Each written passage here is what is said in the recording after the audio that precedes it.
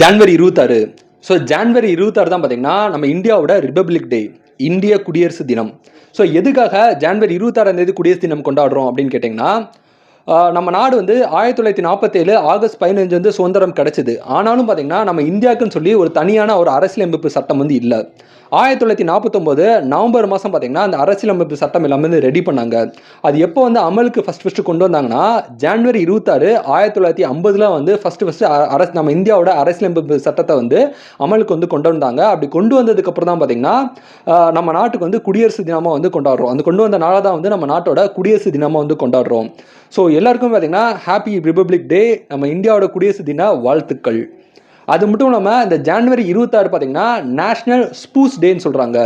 So நீங்கள் கல்யாணம் ஆச்சுன்னா நீங்கள் புருஷனாக இருந்தால் உங்கள் பொண்டாட்டியை செலிப்ரேட் பண்ணக்கூடிய ஒரு நாளாகவும், நீங்கள் பொண்டாட்டியாக இருந்தீங்கன்னா உங்கள் புருஷனை செலிப்ரேட் பண்ணக்கூடிய நாளாகவும், அவங்களோட ஃபீலிங்ஸ் அவங்களோட எமோஷன்ஸ்க்கு சப்போர்ட் பண்ணுற விதமாகவும் அவங்கள அண்டர்ஸ்டாண்ட் பண்ணக்கூடிய ஒரு முக்கியமான ஒரு நாளாகவும் வந்து இந்த ஜான்வரி 26 இருக்குது.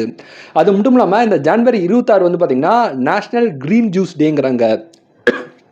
நிறைய பேர் பார்த்தீங்கன்னா இந்த க்ரீன் ஜூஸஸ் வந்து இந்த கீரை ஆகட்டும், க்ரீன் ஜூஸ்னாலே பொதுவாக நல்லது தான். நல்ல அந்த க்ரீன் ஜூஸ் குடிக்கக்கூடிய ஒரு முக்கியமான ஒரு நாள். அந்த க்ரீன் ஜூஸ் குடித்து நம்ம உடம்பு ஆரோக்கியமாக வச்சுக்கக்கூடிய ஒரு நாளாகவும் வந்து இந்த ஜான்வரி 26 இருக்குது.